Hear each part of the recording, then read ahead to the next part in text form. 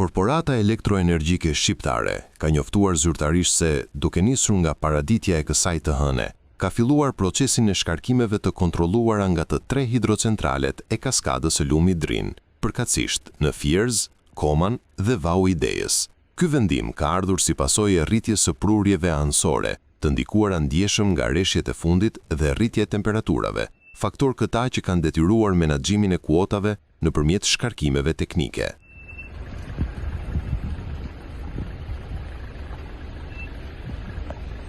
Si rrjedhojë drejt për drejt e këtyre shkarkimeve, gjatë pasdites është konstatuar një rritje menjëhershme e niveleve të lumenjve Drin dhe Bun, si dhe një fryrje e liçenit të Shkodrës.